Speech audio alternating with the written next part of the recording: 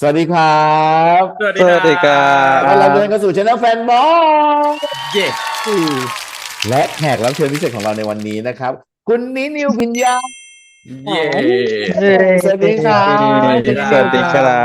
บบสวัสดีครัขอบคุณบมากๆนะครับที่มาพูดมาคุยกันวันนี้นะครับยินี่ต้องนดีมากได้คุยสักทีหลังจากดูแบบโอ้โห Only Friends Dream On Dream On ไปแล้วแบบไม่คุยไม่ได้แล้วจริงๆคุณนิวโอ้โหใช่เลยครับขออนุเป็นไงญาตเนาะครับผ่านไป5 EP รู้สึกยังไงโอ้โหกันบ้างครับสนุกอ่ะ มากมันมันพีคขึ้นเรื่อยๆนิวจริงๆแล้วอ่ะพี่มีการรีแคปกันไปแล้วนะว่าดู EP นี้แล้วรู้สึกยังไงกันไป ตามไปดูเหมือนกันครับเอ้ยขอบเฮ้คุณครับขยอบคุณครับไปดูพยายามจะแบบอ่านฟีดแบ็กจากทุกที่ทุกทางอะไรเงี้ยอืให้ได้มากอืโอ้โหมมันต้องแซบเนาะมันต้องแซบเนาะแล้วก็ใช่ครับคือด้วยความที่ดีมออนเนี่ยกับไอรอบแรกที่เป็นซีซั่นหนึ่งเนี่ยมันมีความต่างมากเลยเนาะครับมันดูแบบดูรอบนี้มันดูเหมือนแบบมีความเป็นละครเวทีเยอะมากเนาะอือฮึแล้วก็รอบที่แล้วคุณนิดเดียวก็มีส่วนร่วมในการกำกับด้วยถูกปะ อือฮึใช่คต่ารับ งกันยังไงครับระหว่างซีซั่นหนึ่งกับ Dream On เนี่ยอืมเอ่อคือต่างกันยังไงแน่นอนว่าเรื่องของซีซั่น 1กับซีซั่น 2มันเล่าคนละคณะกันมันคนละโลกกันฉะนั้นอ่าธรรมชาติของเรื่องอะมันต่างแน่ๆคอ่รับาว่าในแง่ของวิธีการกำกับอะเราว่าเราก็ยังกำกับเหมือนเดิมหมายถึงว่าก็ยังใช้วิธีการในการทำงานเหมือนเดิมอ่กำกับาการแสดงเหมือนเดิมเคี่ยวกำการแสดงกับนักแสดงเหมือนเดิมอะไรอย่างอ่เงี้ยาอืเรายังทำงานเหมือนเดิมมเพียงแต่พอมันเจอโลกใหม่เราก็เจอเหมือนธรรมชาติใหม่ของตัวละครเหล่านี้ มันก็จะไปตามทิศทางของมันโดยที่มันก็จะแตกต่างโดยอัตโนมัติอะโดยที่เราไม่ได้จงใจว่าเราจะตั้งใจทำให้มันแตกต่างขนาดนั้นอืมอืมอ๋อเหมือนเนเจอร์ของตัวละครมันแตกต่างกันอยู่แล้วใช่อย่างเงี้ยใช่เนเจอร์สิ่งที่เขาสนใจโลกที่เขาอยู่ตรงนั้นธรรมชาติของเขากิจกรรมของเขาที่เขาอยู่อะไรเงี้ยมันก็เลยทำให้โลกเนี้ยมันต่างกันไปเลยจริงๆแต่ว่าเราก็ยังคงหัวใจของโอลิเฟนอยู่เหมือนเดิมคือเล่าเรื่องของความสัมพันธ์เอออืมแล้วก็อืผ่านมผ่านการการนำเสนอที่มันแบบเข้มข้นฉูดฉาดเหมือนเดิมอะไรเงี้ยผ่านการแสดงผ่านบทที่มันเข้มข้นเนาะผ่านองค์ประกอบศิลป์อะฉากเสื้อผ้าสกอร์เพลงประกอบอะไรเงี้ยที่เราก็ยังเวิร์กอันนั้นด้วยหัวใจของโอลิเฟนแบบซีซั่น 1อยู่อือืมอืมมก็เลยคิเข้มดว่ามันข้นจริงเราเลยยังใช้คำว่าโอลิเฟนอยู่อะเพียงแต่อ่าว่าอ่าไม่ใช่ซีซั่น 2อ่ามันอ่ที่โลกาตอนนี้ก็คืออีกโลกหนึ่งอ่ฉะนั้นมันก็มีาบางอย่างที่เชื่อมชวนให้รู้สึกว่ามันมีความคล้ายกันดูมาจากโลกเดียวกันแต่บางอย่างก็ดูไม่เหมือนกันไปเลยอะไรเงี้ยอ่าก็เป็นอันนี้ก็เป็นความตั้งใจตั้งแต่ต้นแหละที่เราอยากให้คนรู้สึกกับมันประมาณนี้ครับอืม โอ้แล้วอย่างนี้พอเป็นภาคนี้ทำไมถึงต้องเป็น Dream On ล่ะครับอืมพอเป็น Dream On เหรอเออจริงๆมันเรื่องนี้สิ่งที่เราโฟกัสเพิ่มขึ้นมากกว่าตอนที่แล้วก็คืออย่างคราวที่แล้วเราว่าด้วยเรื่องของความสัมพันธ์เนาะของอ่าฮะของตัวละครมิตรภาพเพื่อนเซ็กส์หรือแม้กระทั่งความต้องการแบบอยากได้จะเอาให้ได้อะไรเงี้ยอ่าใน Dream On มันก็ยังมีแบบนั้นอยู่อย่างที่ทุกคนเห็นผ่านมา5 EP เนาะแต่ว่าถ้าทุกคนจะเห็นว่าคือตัวละครมันจะโฟกัสที่ความต้องการในแง่ของความฝันมากยิ่งขึ้นอืทุกคนมันมีเป้าหมายชัดเจน มแล้วความตั้งใจของซีซั่นนี้คือจะพาไปเจอด้วยว่าความฝันของแต่ละคนเมื่อถึงปลายทางแล้วจะเป็นยังไงกันบ้างเนี่ยครับ ว้ายพี่ปอนเรายังเดี๋ยวคุยกันอยู่เลยว่ามันจะจบยังไงจบที่ตรงไหนนะแต่มันทุกคนจะได้ไม่ใช่แบบว่า เห็นว่ามันดีมออนไปถึงไหนกันอืม Dream On คือไม่หมายความว่าฝันไปเถอะอย่างนี้ใช่ไหมไม่ใช่ ใช่อ๋อ ไม่ใช่ไม่ใช่ไม่ใช่อารมณ์นั้นใช่ไหมครับคุณนิดเดียวแบบไม่ใช่ว่า Dream On ก็คือฝันไปฝันไปฝันไปนี่หมายถึงว่าอีคนดูนะฝันไป เออแต่ฝันนี้มันจะจับต้องได้ทุกคนจะเห็นความฝันของคนเหล่านี้แบบปรากฏออกมาเป็นภาพเหมือนกันโอ้อืมนี่คือสิ่งที่เดี๋ยวเราใส่ลงโอ้ไปนี่คือดีมออนนี่คือนี่คือดี p ออนซึ่งตัวละครมันเยอะมากแล้วก็เป็นเรื่องราวเกี่ยวกับตัวละครเวทีแล้วเหมือนเราดูละครซ้อนละครอีกทีหนึ่งเนาะจริงพิธีเริ่มวางพล็อตกันยังไงอะเรื่องนี้อืมเริ่มวางพล็อตยังไงจริงๆมันก็มาจากความไม่ตั้งใจหมายความว่าตอนเราทำซีซั่น 1เนอะเราก็ไม่ได้คิดว่ามันจะเกิดซีซั่น 2อืเออมนั้นมันก็ตอนนั้นเราทำซีซั่น 1กับพี่โจเนาะเราก็โยนกันทุกอย่างทำไปด้วยกันกับทุกประสบการณ์ที่มีสิ่งที่เราอยากได้อยากมีในซีรีส์เราก็โยนกันไปหมดแม็กมากอื อื ตอน ม นั้นแล้วโดยที่ไม่คิดว่ามันจะมีซีซั่น2เกิดขึ้นเพราะถ้าเกิดเรามารู้ว่ามีตั้งแต่ต้นเราคงเผื่อไว้ว่า อันนี้เก็บไว้อะไรเงี้ย กักไว้หน่อยกักไว้หน่อใส่ยในบทแม็กมากตอนซีซั่น 1พอพอมันเกิดซีซั่นนี้เนาะ Dream On เราก็เลยต้องมาตั้งต้นกันใหม่ตั้งแต่แรกว่าเราจะเล่าอะไรอืม ฮะ อืม ซึ่งถ้าทุกคนจำได้อ่ะเราเคยเล่าให้หลายๆคนฟังว่า จริงๆซีซั่น 1อ่ะตอนแรกเราเขียนว่าตัวละครเหล่านั้นน่ะจริงๆจะไม่อยู่คณะบริหารธุรกิจอืม อ่า นะการแสดงศิลปกรรมละครเวทีนี่แหละอืมเพียงแต่ณวันนั้นนะตอนที่เราเสนอสิ่งนี้ไป มันอาจจะทำให้คนดูรู้สึกว่ามันไกลตัวเกินอืม อืม เราก็เลยเปลี่ยนคณะมาเป็นบริหารธุรกิจเนาะในตอนซีซั่น 1ครับแต่เพราะฉะนั้นพอกลับมาที่ซีซั่น 2เราก็รู้สึกว่าเฮ้ยไอโครงอันนั้นที่เราเคยตั้งต้นกันไว้อะไรเงี้ยก็เวิร์กนะเอาละครเวทีกลับมาไหมอือืม ม ฉะนั้นเราก็เลยเอาละครเวทีที่เราเคยมีไอเดียนี้กันตั้งแต่ต้นเลยอ่ะเอากลับมา โดยที่เราก็เลยค่อยๆใส่ว่าแล้วทีเนี้ยตัวละครมันจะมีใครบ้างที่จะอยู่ในโลกนี้เพราะว่าตัวละครตอนนั้นมันใช้ไปหมดแล้วซีซั่น 1 อ่า เราก็เลยเอาขึ้นมาใหม่ว่ามันจะมีใครอะไรเงี้ยมันก็เลยปรากฏเป็นเนี่ยหกตัวละครหลักนี้แล้วก็ตัวละครรายล้อมอืมคุณนิว ฮะ ตัวละครเยอะขนาดนี้นะ แล้วก็ซีนมันแซบทุกซีน โอ้โหทุกซีนแบบว่าในทุกอีพีมันแซบขนาดเนี้ย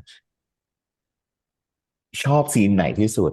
และกำกับซีนไหนยากที่สุด เอาที่แบบ ออน ที่ แล้ ออกแล้ว ว มาก่อนก็ ได้ ได้นะครับ เอาชอบจริงๆเราหูยังไม่ออน อันนี้อันหนึ่งนะ แต่ว่าเท่าที่ออนแล้วเนี่ย ชอบอันนี้แหละ ที่ออน แล้วก็ยากด้วย โอเค ชอบซีนไหนที่สุดที่ออนแล้ว เออเราชอบซีนที่ซีนเปิดซีนงานไบเนียอื อื ม ม ซีนงานไบเนียซีนแรกเลยเพ อื ราะรู้สึก ม มันเขาเรียกว่าอะไรอ่ะ มันเปิดให้คนรู้ว่านี่คือโอลิเฟรนอ่ะ อืม อ๋อ จั่วๆเลย แล้วบร เปิ ร ด ยากา ไพ่ ศ ใบแรกปุ๊บรู้เลยอย่างนี้ใช่ไหม ใช่ ฮะ ใช่เพลงบรรยากาศในวันนั้น การที่ทุกตัวละครอยู่รวมกันตั้งแต่ต้นด้วยบรรยากาศแบบนั้นอะไรอย่างเงี้ยเราเลยชอบช่วงซีเควนซ์ของงานไบเนียมากรู้สึกว่ามันค่อนข้างสตรอง แล้วก็คือตั้งแต่อ่านบททำบทจนถ่ายก็รู้สึกว่าเนี่ยตอนถ่ายก็คือได้อย่างใจอย่างที่อยากได้ตอนตัดต่อใส่ซาวด์ใส่ดนตรีประกอบอะไรเงี้ยรู้สึกว่าชอบช่วงซีเควนซ์นั้น แล้วก็ชอบที่มีเฟิร์สเข้ามาด้วยอ่ะ อืม เข้าตังค์ด้วย ใช่มีเขาตังเข้ามาด้วยอะไรเงี้ยรู้สึกว่าเนี่ยแหละเรากำลังทำให้ทุกคนรู้ว่านี่คือ Only Friend นะอืมแต่เดี๋ยวเราอื จะ ม ชิปไปโลกอื่น อ่า เหมือนส่งไม้ต่อ ใช่เหมือน อะ ส่ ไรง อ ไม้ ย่าง ต่อ งี้ ใช่ให้ทุกคนรู้ว่าเรากำลังจะเล่าอะไร แล้วมันมาจากที่ไหนอะไรเงี้ยจริงๆเราชอบซีนนั้ อื นมาก ม ครับส่วนซีนที่ยังไม่ได้ออนก็คือซีนจริงๆเราชอบทั้งหมดที่เป็นลองเทคเลยในเรื่อง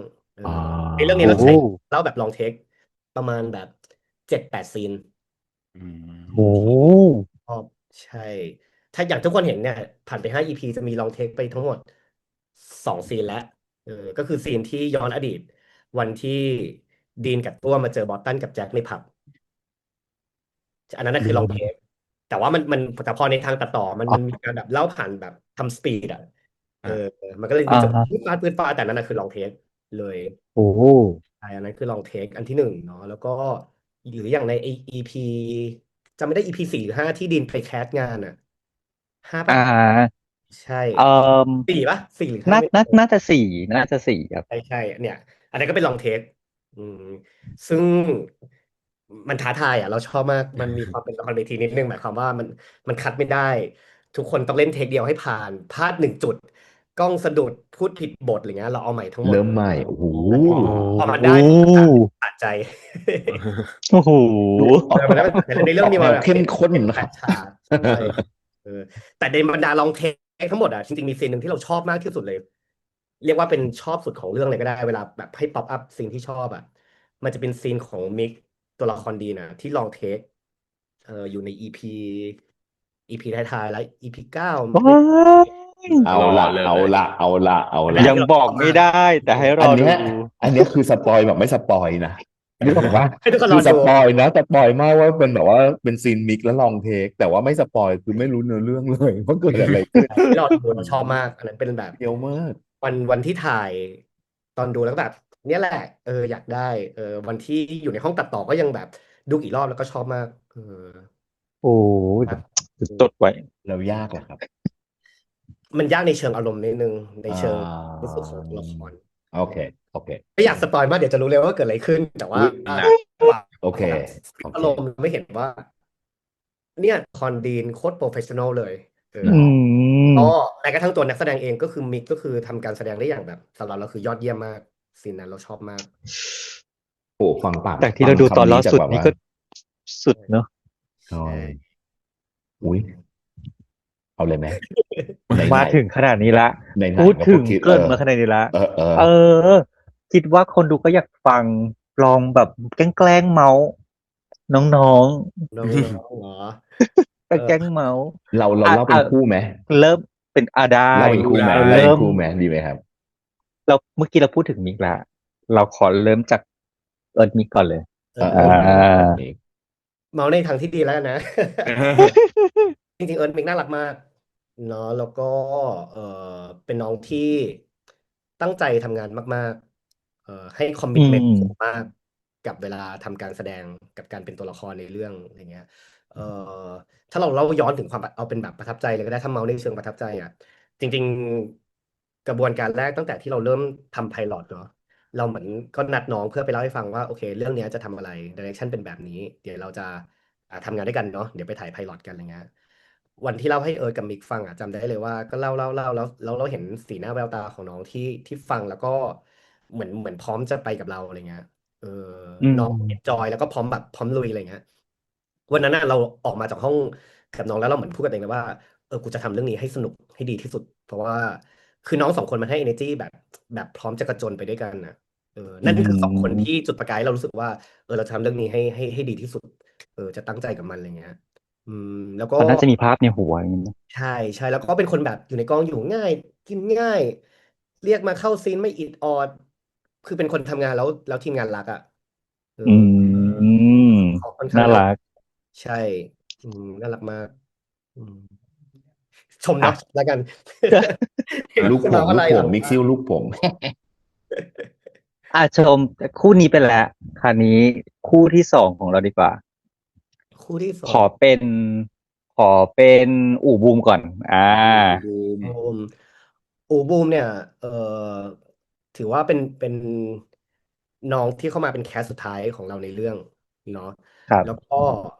เหมือนกันเลยวันที่เราเจอน้องครั้งแรกเพื่อจะต้องคุยว่าโอเคโอลิเฟนมันคืออะไร Dream On เราจะทำงานยังไง Direction เป็นแบบไหนอะไรเงี้ยนี่ก็เป็นสองคนที่ให้ energy ที่ดีมากแต่วันแรกที่คุยกันบอกว่าแบบว่าเฮ้ยเอาได้แบบพร้อมลุยไปด้วยกันอะไรเงี้ยแล้ววันที่เราได้น้องสองคนมารู้สึกว่าโอเคเราโล่งใจแล้วจากที่เรามีความกังวลก่อนหน้านี้ทั้งหมดอะไรเงี้ยโล่งใจแล้วเวลาที่เขามาในกองถ่ายอ่ะเรายังได้ energy แบบนั้นสม่ำเสมออยู่เลยอ่ะเขามาแบบทำให้บรรยากาศในกองมันสนุกเล่นมุกปล่อยมุก แย้มอะไรเงี้ย แล้วก็ซึ่งมันจริงๆถ้าในเรื่องคือมันเครียดมากเนาะหมายถึงว่าตัวละครมาก ตัว อะไรเงี้ย อืม แต่น้องสองคนให้บรรยากาศที่สบายมากๆตลอดระยะเวลาของการทำงานด้วยกันแล้วก็เป็นคู่ที่รู้สึกว่าแบบ โหเขาการแสดงของเขาคือไม่ได้ดึงให้ทุกคนตกลงมา แต่เขาอะขึ้นไปอยู่ด้วยกับสามคู่นะเออ เก่งจริง อย่างแบบอย่างดั่งใจมากๆเลยอ่ะเราพอใจมากกับน้องสองคนนี้แล้วก็จะมีแบบอย่างที่มันชอบแซวคืออู๋มันก็ชอบแซวเราว่าอู๋กับบูมอะไรบอกว่าเราชอบเดินไปสะกิดตอนท้ายๆของวัน เพราะว่า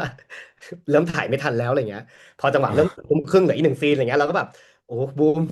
ช่วยพี่หน่อย ช่วยพี่หน่อยเล่นให้พี่นะอะไรเงี้ยเหมือนฝากความหวังว่าเฮ้ยแบบเอาให้ได้นะเว่าอย่าสะดุดอะไรเงี้ยน้องก็เล่นให้ได้แบบ ได้ทุกครั้งเลยไม่เคยมีครั้งไหนที่ไม่ได้เลยอะกลับ โอ้ มา โห เราต้องเป็นบูมด้วยนะ เฟี้ยวเนาะ ที่ต้องปะทะกับมิกซิลแล้วได้ขนาดนี้เนี่ย เนาะ ใช่ เขาก็สู้กันมากสองคนนี้ เยี่ยมมาก อุ๊ยแสดงว่าต้องมีสู้กว่านี้อีกเหรอ บูมกับมิกหลังกล้องสู้กันหรือเปล่า อุ๊ย เขาสู้แบบว่าแกล้งกันมากกว่า อ๋อได้แล้วเหมือนคำถาม เป็นฉากรักกันมาก แต่น่าเกมสุด คำตอบไม่ค่อยโดนใจเนาะเราอยากได้คำตอบแบบไอ้ยีคุณเล่นเห็นน้องแบบ แต่เรื่อง ว่า รักดีคู่หูมันเป็นแบบ เป็นน้องเล็กแต่ว่าพลังงานของเขาไม่เล็กเลยอ่ะศักยภาพเขาแบบว่ากำลังจะเป็นสองคนที่เป็นนักแสดงที่เก่งมากๆได้เลยอ่ะสำหรับเรา จริงคุณนิวอูหล่อมากถ่ายอย่างไรอูหล่อมากถ่ายอย่า ๆ ง จ ไร ริง อูหล่อแบบโอ้โหอูทำไมออร่าลูกหนูขนาดนี้วะหล่อแบบว้าว หล่อด้วยการแสดงด้วยคือการแสดงเขาเล่นเป็นธรรมชาติมาก เนอะมันยิ่งพูดอะไรมีคาลิสก็เข้าปากไปมาอหมดอกไปแบบอะไรอย่างเงี้ยอืมอุ้ยอืสุดมสุดสุดสุดสุดสุดเห็นด้วยฮะ อืม มาละแม่หญิงกาลากาตัว กระกะตัว จอร์จกวิจอร์จนกวิน โอเค กระกะตัวดาวยั่วของพี่ จอร์จกวินเนี่ยก็เป็นอีกสองคนที่ประทับใจมากคือน้องสองคนนี้เป็นน้องที่เราเหมือนทำงานด้วยกันมานานที่สุดแล้วในบรรดาสองคู่เนาะเหมือนเห็นการเติบโตตั้งแต่วันแรกอะไรเงี้ยเออแล้วก็รู้ว่าธรรมชาติของเขาสองคนเป็นไงแบบอยู่กองเขาก็จะเออหลบมุมในสมาธิของตัวเองเตรียมตัวเองกวินแบบก่อนหลบมุมดีดกีตาร์อะไรเงี้ยใส่หูฟังอะไรเงี้ยหรือแม้กระทั่งจอร์จเองก็มีมุมแบบนั่งอ่านหนังสืออะไรเงี้ยเพื่อเหมือนชาร์จพอืมลังงานอยู่ในกอง แต่เมื่อไรก็ตามที่สองคนนี้เข้ามาในซีน5 4 3 2แอคชั่นนะโอ้บอกเลยว่าถ้าไม่ได้สองคนนี้อะเราจะไม่ได้เส้นเรื่องของความสัมพันธ์เพื่อนแอบรักเพื่อนได้มีมิติและเป็นธรรมชาติแล้วสนุกได้แบบเนี้ยคือถ้าพูดตรงๆพล็อตนี้คือพล็อตคลีเช่อะทุกคนเข้าใจใช่ไหม จริง แต่มันง่ายมากที่เราจะเล่นกันแบบคลีเช่เล่นแบบเออเล่นแบบไม่มีมิติก็แอบชอบกันไปอะไรเงี้ยแต่สองคนเนี้ยทำให้บทเนี้ยมันมีชีวิตชีวาขึ้นมามากๆแล้วเรารู้สึกว่านักแสดงที่เก่งของเรามันไม่ใช่แค่คนที่เล่นแบบโหซีนดราม่าร้องไห้น้ำตาไหลแล้วถือว่าเก่งอะไม่ใช่สำหรับเราคนที่เล่นซีนแบบธรรมดาให้มันมีชีวิตชีวามันมันมันเขาเรียกว่าอะไรมันมันถึงอ่ะคิดขึ้นมามันจับต้องได้มันไม่แบนอ่ะเนี่ยสองคนเนี้ยอืเขาทมำเลยจับทุกซีนแล้วมันเลยทำให้ทุกครั้งที่เวลาแบบอย่างเนี่ย5 EPแรกทุกคนจะเห็นว่าอย่างคู่อูวูมกับคู่เอิร์นนี่เขาจะแบบเข้มข้นมากเนอะเพราะว่าเรื่องเขาก็จะเดี๋ยวด่ากันเดี๋ยวตีกันเดี๋ยวได้กันอะไรเงี้ยแต่ทุกครั้งที่เรามาพักเบรกที่คู่จอร์จกับกวินอ่ะแต่เรารู้สึกว่ามันไม่ได้เบาอ่ะ อ่าจริง แต่มันก็มีชีวิตขึ้นมาในแบบเขาเหมือนกันไม่แพ้ความเข้มข้นของอีกสองคู่นั้นอะไรเงี้ยเออเก่งมากสองคนแบบเก่งขึ้นเยอะมากจากวันแรกที่รู้จักกันอืมอืมอืมจริง ไม่ไหวคือแบบโอ้โหเล่นดีอะไรขนาดเนี้ยจริงเนาะเล่นแบบเราเล่นเราไม่รู้สึกว่าคู่ของจอร์จกวินนะเนื้อเรื่องมันเบาเลยนะคุณนิวรู้สึกแบบมันเข้มข้นแล้วเท่ากับสองคู่นู้นที่แบบตีกันอีกอะอืแล้วยังมีความรู้สึกว่า เอ๊ะอาจจะเขาจะผูกเรื่องมาให้ตีกันหมดเลยหรือเปล่าอะไรอย่างเงี้ยเพราะถ้าเกิดเราในทางทำบทตอนแรกช่วงแรกเราก็จะกังวลกับคู่นี้ในเชิงว่าตัวละครมันยังไม่ได้เขาเรียกว่าอะไรเข้มข้นหรือฟาดฟันหรือเจออุปสรรคอะไรที่มันรุนแรงเท่าสองคู่นั้นอะไรเงี้ยเออ อืมเพราะการแสดงของสองคนนี้เลยที่ช่วยทำให้สิ่งเนี้ยขึ้นมาอืมอือย่างดีมากมอืมแม้ว่าพอ5 4 3 2ปุ๊บจบคัดกลับเป็นนั่งหลบมุมแต่ทุกครั้งที่ก้าวมาอยู่ในพื้นที่การแสดงเมื่อไหร่เขาเอาเรื่องมากสองคนอืจัดมจัดเต็มเนาะจัดเต็มเนาะเต็มแต่อีกคนหนึ่งคือแบบว่าไม่พูดถึงไม่ได้นะต้องเป็นคนใช่ไม่พูดถึงไม่กำลังจะได้นะ บอกเลย Molinek of the Molinek of the world Molinek อีบอ of ส the ตัน era คือทุกคนไม่สามารถเรียกบอสตันได้แบบธรรมดาทุกคนในช่องต้องมียศเรียกแบบต้องมียศ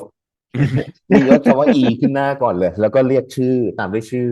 เพราะว่าโอ้โหมันแซ่บนีโอมานี่กเนาะมันยังแสบเหมือนเดิมนะบอสตันโอ้โหคือออกมาปุ๊บมันคือแบบกลิ่นอายของความเป็นโอลิเฟรนมันมาหมดเลย ใช่คือจริงคือความเท่า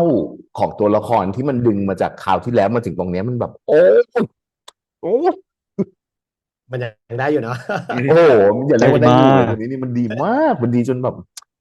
ปั่นเรื่องปั่นแบบซีซั่นที่แล้วไม่พอมาปั่นดีมออนดีกว่าแล้วปั่นจริงอย่างอ่ะนีโอกับบทบอสตันมันก็คือ DNA ของเรื่องเนาะ จริงอืจริงมจริงมันก็คือบอสตันอะไรเงี้ยที่โผล่ขึ้นมาก็จริงชื่อแรกๆฉะนั้นการที่เราเอาบอสตันกลับมาเรายังต้องการ DNA นั้นเหมือนกันในซีซั่นนี้นั่นจึงเหตุผลว่าทำไมเนี่ยโอลิเฟนมันยังเชื่อมโยงกันอยู่แบบเนี้ยเออเนาะแล้วก็เออแล้วแล้วนีโอเองเราก็เป็นน้องที่เราภูมิใจกับบทนี้ อืม เพราะว่าแบบถ้าเกิดเรื่องอื่นๆเขาก็จะใช้งานในฟังก์ชันของเพื่อนความสนุกความคอมเมดี้อะไรอย่างเงี้ยแล้วพอเราเจอเขาในพาร์ทนี้ในความแบบหวือหวาแบบบอสตันแบบนี้อะไรเงี้ยน้องก็ยังทำให้เราอย่างเต็มที่อย่างสุดความสามารถเหมือนกันอืมแล้วก็แล้วก็พอในซีซั่น 2เนี้ยมันก็ยังสามารถแบบคอนติเนียบางอย่างที่มันเกิดขึ้นได้อะหมายถึงว่าเกิดขึ้นมาจากซีซั่น 1อะไรเงี้ยซึ่ง อืมเออนีโอเขาก็เต็มที่กับบทนี้มากเหมือนกัน เราลืมความตลกของน้องไปเลยอะเวลาเราดูจริงจริงจริงออกมานี่ไม่มีความแบบว่าเดี๋ยวนี้โอจะมาเล่นตลกนะไม่มีเลยนะคุณนิวออกมาไม่มีนี่คือแบบเฮ้ยมันแบบอะไรอีกอะจะคจะนไหนมาทำอะไรอีกอะอีกอะคู่ไหนอีกเนี่ยไม่แยกไม่แยกคู่ไหนไปทิ้งคู่ใครเขาอีกแล้วแบบโอ้โหจริงแต่หลังสุดฉากยังตลกเหมือนเดิมนะนีโอยังตลกเหมือนเดิๆม อ่ะ เออ ตัว energy ใช่ไหมครับตัว ยัง energy สนุของกอง กเหมือนเดิมเอออืมก็รู้สึกว่าดีที่ตัดสินใจเลือกเอาบอตตันเข้ามาเชื่อมกับโลกนี้ดีอืตัดสินใจได้ถูกมต้อง ซึ่งเมื่อโอลิเฟนพาร์ทที่แล้วเรามีตัวละครที่เหมือนกับว่ามีนิกใช่ไหมที่เป็นหนึ่งในเรื่องราวของคุณนินิวเองมีเอาเรื่องราวตัวเองอ๋อเหรอมาใส่ไหมใน ใช่ยังจำได้อยู่นิกเหรอไม่ใช่จำได้ บอสตันเหรอ แรงมาก เรายังจำหมายถึงว่ากันได้นะเรายังจำกันได้นะเออ่ะอหมายถึงว่าถ้าเป็น Dream On เนี่ย ใช่อ่าอ่าตัวละครไหนคนไหนหรอเออที่เหมือนกับชีวิตจริงของคุณนิวที่สุดจริงๆรอบนี้ไม่ได้เบสออนทูสตอรี่เนาะตัวละครทุกอืมตัวก็คือจินตนาการใหม่เออแต่ นี่ขนาดไม่เบสอันออนี้แหละ น เบสออนทูสตอรี่ในซีซั่น 1หมดแล้ว อ่าเออแต่ว่าเราว่าเราเชื่อมโยงกับตัวละครแจ็คอืมมากที่โอ้สุดแจ็คกับทิมมี่2 ตัวเออพาร์ทหนึ่งเราก็เป็นแจ็คพาร์ทหนึ่งเราก็เป็นทิมมี่เนาะหมายถึงว่าถ้าในเชิงแจ็คคือเราก็เป็นคนที่จริงจังกับงานอ๋ออ่ากำกับหน้าจะกำกับเอาให้ได้เหมือนกันกำกับก็พุ่งไปข้างหน้าจะเอาให้ได้แต่อาจจะไม่ได้เออเขาเรียกว่าอะไรสุดโต่งเท่าแจ็คในเรื่องเนาะ แจ็คเขาก็จะเข้มกว่าเราไปประมาณนึงแต่ว่าเราก็รู้สึกว่าเราเชื่อมโยงกับแจ็คในเชิงเนี่ยความเอาจริงเอาจังความตั้งใจในงานเนอะแล้วก็การมีเป้าหมายของงานเป็นที่ตั้งเอออืมเป็นคนแบบนั้นเราก็เป็นคนแบบนั้นแล้วก็ถ้าแบ็กกราวเราก็เนี่ยเป็นเด็กที่จบจากละครเวทีมาเหมือนกันอะไรเงี้ยเพราะฉะนั้นเราก็คือแจ็คคนนั้นที่มีความอยากเป็นผู้กำกับในตอนเราเป็นเด็กสมัยที่เราเรียนอะไรเงี้ยฉะนั้นเราก็มีความเข้าอกเข้าใจหรือเชื่อมโยงกับตัวละครนี้เป็นพิเศษอืมอืมมันค่อนข้างตรงเนอะใช่แล้วก็หรืออย่างแบ็กกราวของเรื่องเนี่ยมันเล่าเรื่องเด็กเรียนละครเวทีเงี้ยเราก็จะเก็ตภาพอะไรเหล่านี้แบบที่แจ็คมันทำอยู่ในโปรเซสในเรื่องอ่ะเอออืมก็เลยเชื่อมโยงกับแจ็คมากๆแต่ในขณะอีกพาร์ทหนึ่งเราก็เป็นทิมมี่ที่ที่เล่นเป็นสุดยอดที่เล่นเป็นสุดยอดเนอะก็เราอยู่กับเพื่อนเราสนุก อ่ะ ก็เต็มที่แบบเฮ้ยมึงมาลุยกันอะไรอย่างเงี้ยตอนที่เราเป็นเด็กเราก็เป็นแบบทิมมี่เหมือนกันอืมมี2 ตัวที่รู้สึกว่าคล้ายเหมือนคล้ายคล้ายๆๆอันนี้คือเอาคลาสแล้วถ้าอยากเป็น เออเออๆฉันเอาให้เป็นแบว่าบอยากต้องเป็นเป็นตัวละครตัวไหนตัวเดี๋ยวคุณฮะให้ถ่ายให้ถ่ายคุณนิวคุณนี่ต้องให้เราทายกัน3 คนดีกว่าถ้าอย่างนั้นนะตัวมันยากคราวที่แล้วเป็นนิกไปแล้วรอบนี้ยังเป็นอืมตัวอีกล่ะใช่ไหมยังเป็นทิกกี้ตัวอยู่เอาเป็นตัวอืมยากพี่ขอเดาก่อน รอบนี้ยากพี่ขอเดาก่อนถ้าอยากเอาแบบอยากเป็นเลยนะผมว่าคุณนิวอยากเอาให้เล่นหรืออยากให้เล่นเป็นตัวไหนหรือยังได้หมด มีหรือว่ายังไงในใจแล้วคำถามหมายถึงเราจะอยากให้เล่นเป็นละครตัวไหนอย่างนี้ใช่ไหมอยากเป็นตัวไหนหรืออยากอยากเล่นเป็นเป็นตัวไหนอยากอยากเป็นเลยเหรออยากอยากเป็นเป็นตัวไหนดีน อุ้ยคิดเหมือนพี่หวานดีนแต่ไม่เอาละป้าซ้ำเดี๋ยวจะซ้ำป้าเออ กระจายความเสี่ยงเนาะกระจายความเสี่ยงดีกว่าเพราะว่าถ้าผิดจะผิดด้วยกันทั้งคู่เหรออุ้ยแต่ละนี้เราพูดแบบว่าในแก๊งที่เป็นแพสซีฟหมดเลยนะถ้างั้นยืนอีกคนหนึ่งแล้วกันว่าเป็นราฟฟี่ อ่าเออเพราะว่ามีความแบบชีวิตจริงน่าจะไม่เคยมีอะไรอารมณ์แบบประมาณเนี้ยอะไรอย่างนี้อ่ะ คราวนี้เฉลยครับคุณนินิว มีคนตอบถูกหนึ่งคน อุ้ยมันต้องมีถูกด้วย พี่ปายตอบถูกอยากเป็น ใช่ ดีน ไหม โอ้ โอ้โห เหมือนกันเมื่อกี้ก็คิดว่าอยากเป็นดีมเหมือนกันดีนเพราะว่า อ่ะ เป็นตัวท็อปเป็น เฮ้ย เป็นสินกรรมเป็นออฟสินกรรม อ่า แล้ว อยากริมร เอ ส อ ความออฟสินกรรม เออ ว่า ตัวท็อป ดาว จริง เด่น อืม ได้อย่างที่ตัวเองอยากได้ อ่า เป็นงานทุกปีอะไรเงี้ยโหมันเป็นคนที่มันเก่งจริงนะสำหรับเรา อื อื ม เก่ง ม มันชาเลนจ์มันชัดเจนกับความต้องการตัวเองอะไรเงี้ยบางครั้งเราไม่ได้เป็นแบบดีนเราไม่ได้ชัดเข้าเขาอะแต่ อ่า เขาชัดเราไม่กลัวอะไรอะเออเรายังมีความสมัยเราเป็นเด็กเรายังมีความกลัวบางอย่าง แต่นี่คือตัวละครที่กูจะเอากูจะลุยอะไรเงี้ย อื เออ ม อืม แล้วความสามารถก็มีหน้ากูก็ได้ เออ ทำไมล่ะ จริ ครบ ง เนาะครบเนาะ ทำไมฉันจะไม่เป็นคนนี้ล่ะ เออ แล้วมีความเลิศความเชิด เนาะ ใช่ อยู่ด้วย เอ เฟียส อ นะเก่งอ่ะ คือดีนมันเก่งจริงๆอะเนาะคือเขาเฟียสได้เพราะความเก่งของเขาเพราะความสามารถของเขาจริงๆอ่ะ เออ อืม คือคนปรามาสเขาไม่ได้อ่ะ จริง ถูก คนจะรู้สึกว่าแบบมันไม่ได้แค่หล่ออย่างเดียวอ่ะหรือมันแค่มันแบบมันมีวิธีการโน้มน้าวหรือวิธีการพูดอะไรที่มันจะโน้มน้าวคนอย่างเดียวแต่มันเก่งด้วยความสามารถจริง อ๋อนึกว่าอยากเป็นดีมเพราะว่าอยากมีแฟนอย่างแจ็คไม่ใช่ใช่ไหม เออ ๆ น่าจะปวดหัวน่าดูหาคนใหม่ดีกว่า อุ้ยแรงว่ากหาคนใหม่ดีกว่าเดี๋ยวนะไอ้นี่มันเกี่ยวกับเรื่องกับเกี่ยวเนื่องกับซีรีส์ไหมหาคนใหม่ดีกว่าหมายความว่าโอ้ยเอาไม่โอเคโอเค อืม แล้ว เออ แล้วสมมุติเลยครับ ให้แบบ ให้3 คำกับซีรีส์เรื่องนี้ เรื่องนี้ เอา3 คำกับซีรีส์เรื่องนี้เลย Only Friend Dream On เอาไป3 คำฮึด แสบ ยา สุ ก ด นะ โอ้ย แสบสุด แต่ ๆแสบสุด เออใช่ มันก็แสบ มัน จริง แส นะ บ มัน ไม่มีตัวไหน สาแก่อะ มันมันไม่แสบแต่มันแสบอ่ะมัน ๆใช่ ทุกตัวเลย ทุกตัวละครเลยอ่ะ แสบในที่นี้คือแสบแบบแสบจริงนะแสบเหมือนแบบว่าเวลาเรานึกถึงตัวละครเหล่านี้ในเรื่องมันคือทุกตัวมันแสบหมดอ่ะ จริ อื ง ม แสบมากแสบน้อยแสบในทางไหนอะไรเงี้ย ทุกคนแสบหมด จริง มัน จริง ตัวละครทุกตัวไม่ใช่ตัวละครที่เรียนหนังสืออยู่หน้าห้องอ่ะ เออ ตัวละคร อืม เด็กหลังห้อง จริง ของเรื่องทุกคนอะไรเงี้ย โอ้ แล้วไม่มีใครยอมแล้วมันคือความแสบ แสบขนาดนี้นี่มันต้องให้เวลนะ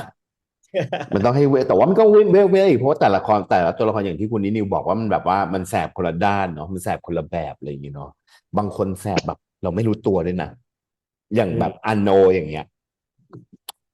มันก็เล่นแนวกักไปนะอารมณ์เสียมันก็แสบแล้วถ้าไม่แสบมันก็จะแบบว่ามันก็คงแบบ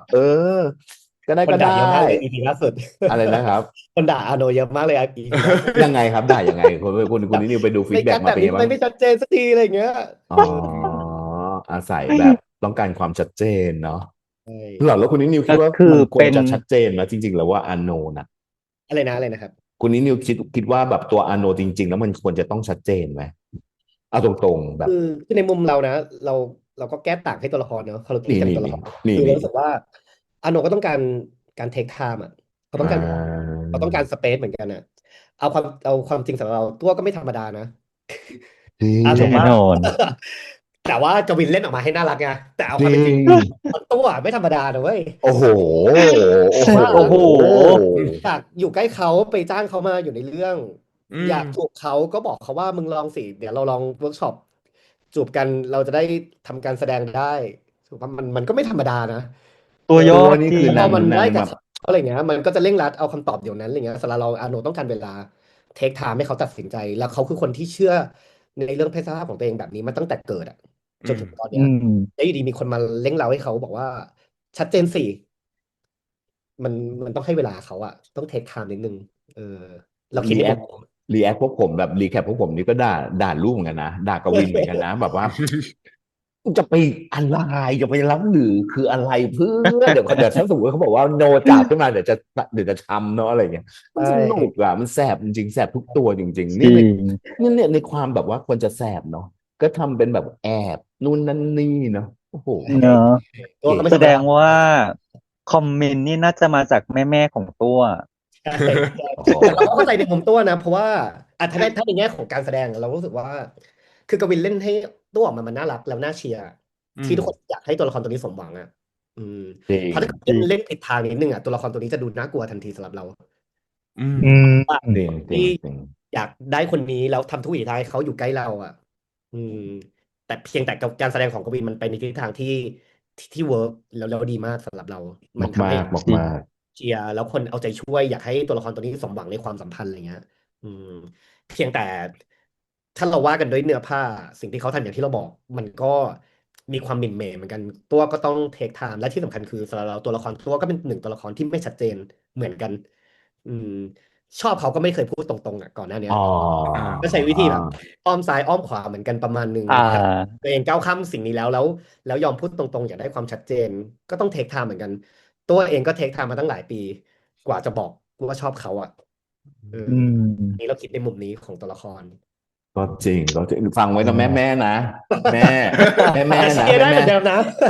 แม่ฟังไว้นะคือบอกว่าที่ลูกเขยเขาต้องใช้เทคไทม์นะเพราะว่าลูกเราเนี่ยกว่าจะไปแบบบอกไปแบบ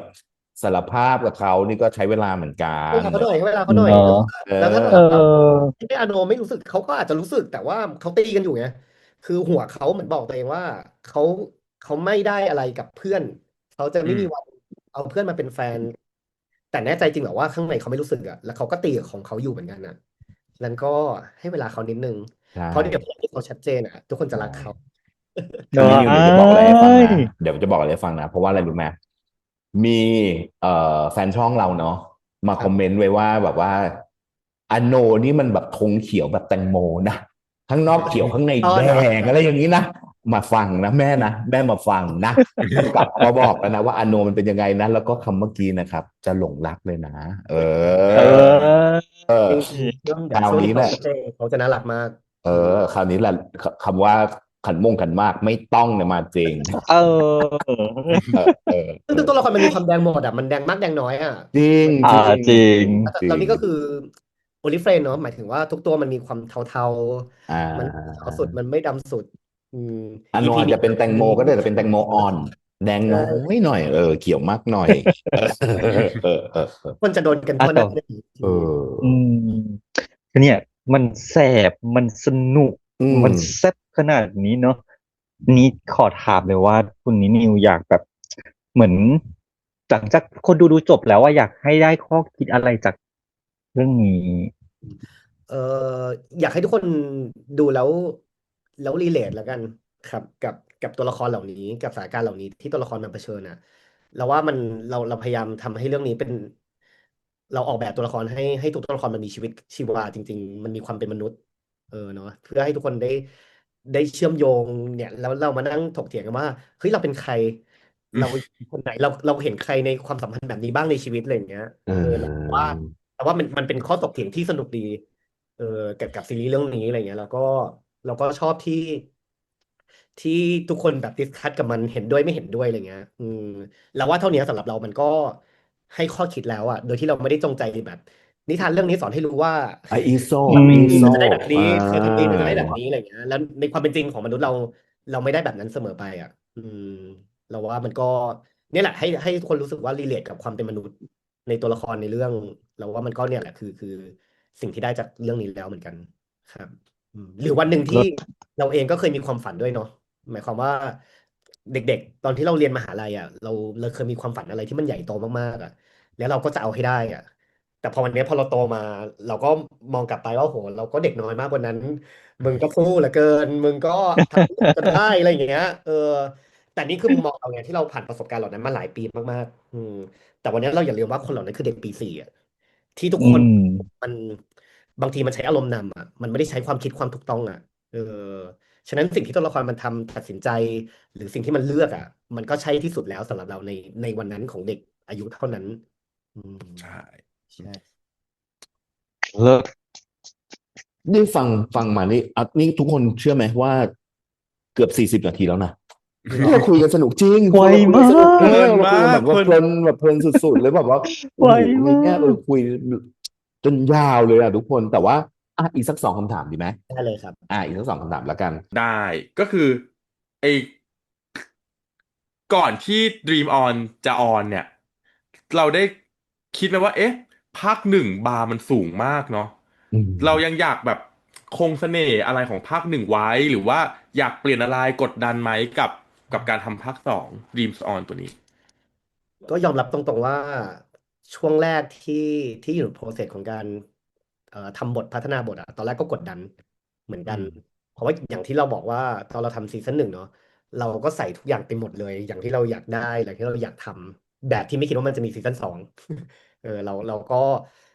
ใช้เวลาในการหาโลกของดีมออนใช้เวลากับมันนานมากในการทำยังไงให้มันมีทิศทางเป็นในแบบของตัวเองในแบบดีมออนอะไรเงี้ยอืมใช้เวลานานมากหรือแม้กระทั่งอย่างตอนซีซั่นหนึ่งเอง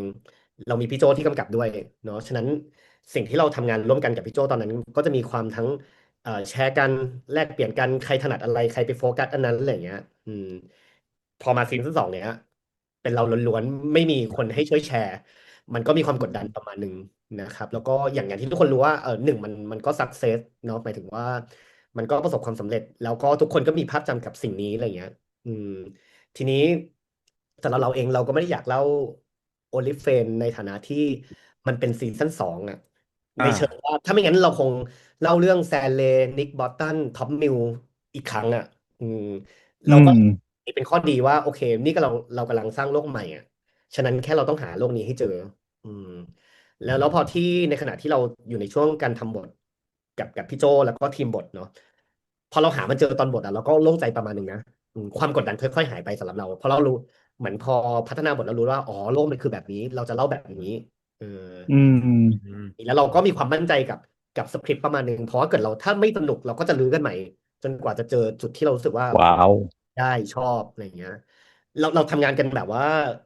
ละเอียดมากตอนบทเพราะว่าเราทำแม้กระทั่งแบบ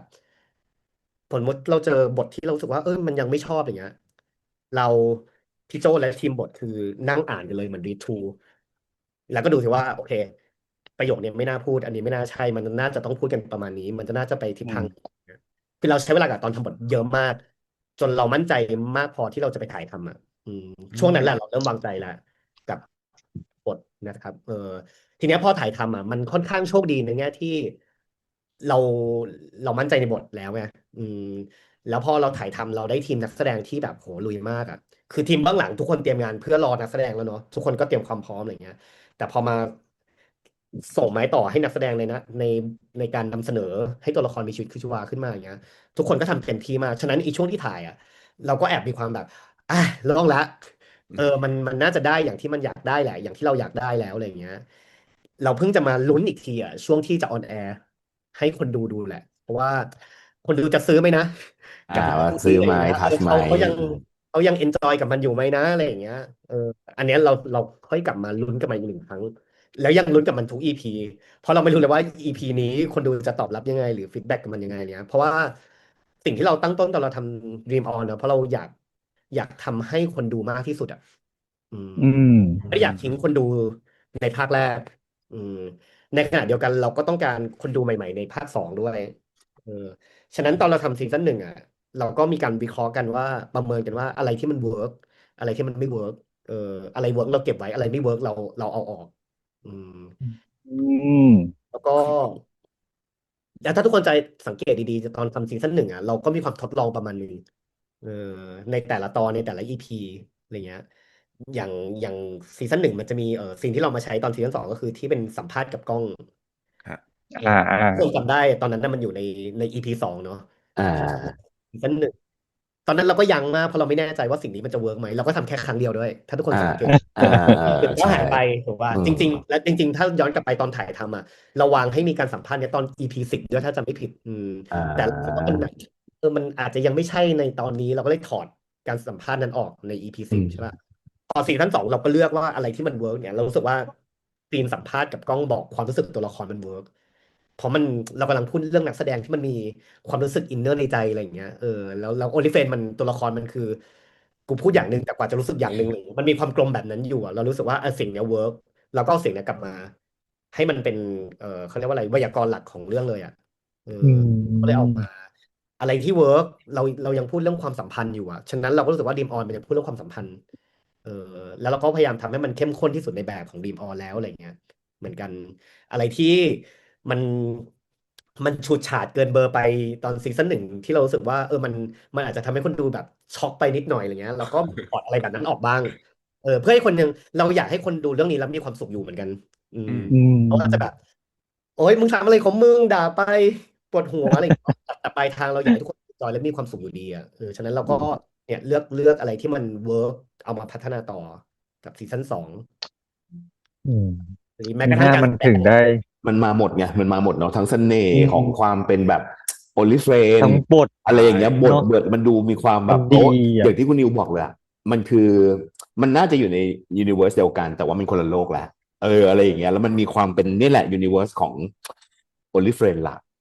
แล้วสิ่งโอ้ที่เกิดขึ้น แซ่ คือบ มันกลายเป็นเรามีแฟนซีรีส์ที่เป็นแฟนซีรีส์ Only Friend อะ เออ ไม่ได้ตามมาเพราะนักแสดงอย่างเดียวแต่ตามมาเพราะ ซี ดู รี เรื่อง ส์ นี้ เนาะแล้วอยาก อะไรอ ดู ย่าง เรื่อ เงี้ ง ย นี้ต่อ จริ อะไร ง เงี้ย จ ด้ ริ วย ง ความที่เป็นโค้ดคำว่า only friend เนี่ย มัน ใช่ เลยต้องแบ ตาม บ มาเพราะชื่อนี้อ่ะ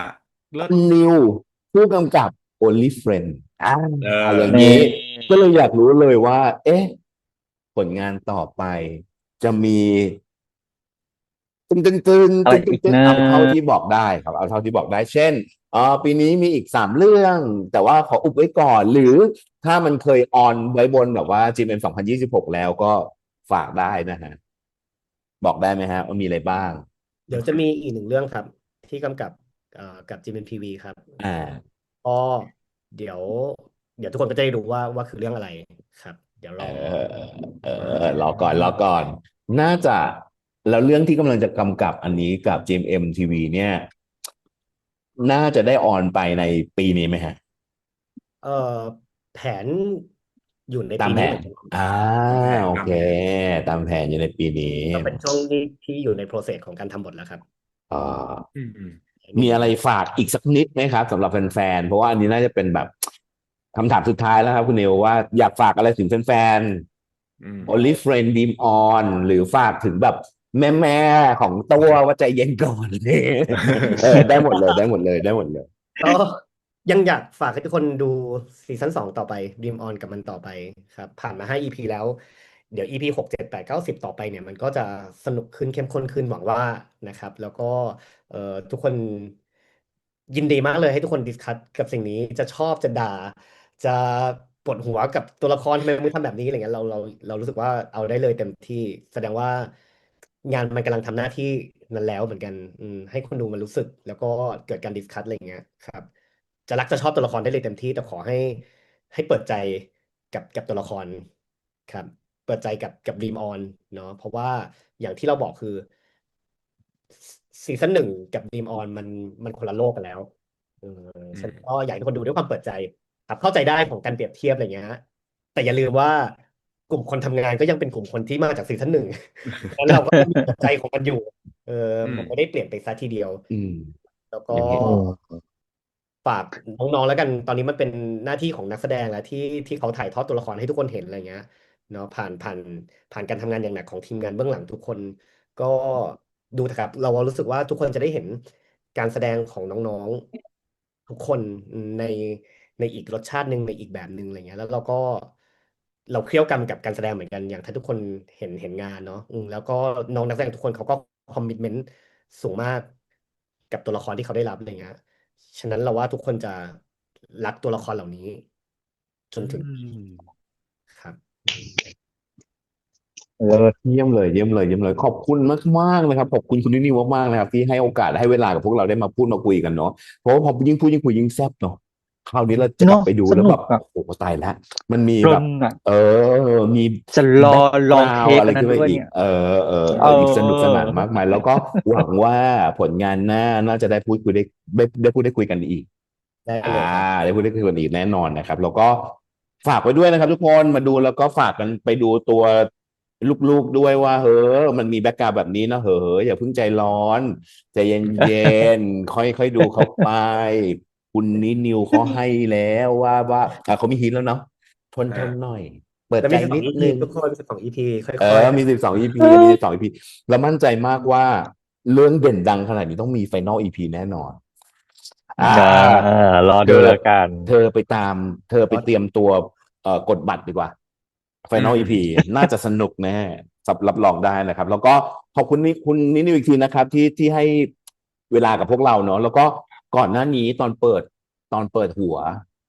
เราไม่ได้บอกว่าคุณนินิวเป็นผู้กำกับ อ๋อ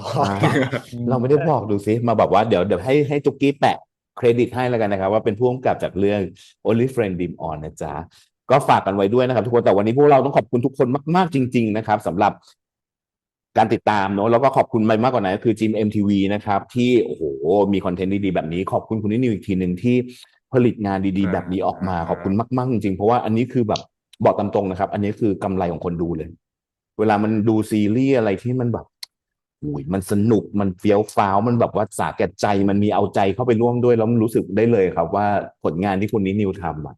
มันทำงานกับพวกเราแล้วจริงๆนี่มันคือหน้าที่ของศิลปะเนาะอันนี้ต้องขอบคุณมากๆนะครับ แล้วก็หวังว่าทุกคนจะสนับสนุนคุณนิวต่อไปรวมถึง Channel Fanboy ของพวกเราด้วยนะครับแต่วันนี้พวกเรา4 คนคงต้องลากันแล้วล่ะครับเจอกันกับคลิปหน้าจะเป็นคอนเทนต์อะไรฝากด้วยนะครับวันนี้ไปแล้วจ้ะสวัสดีครับ สวัสดีครั สวัสดีค บ รับ ขอบคุณนะครับคุณนิวสนุก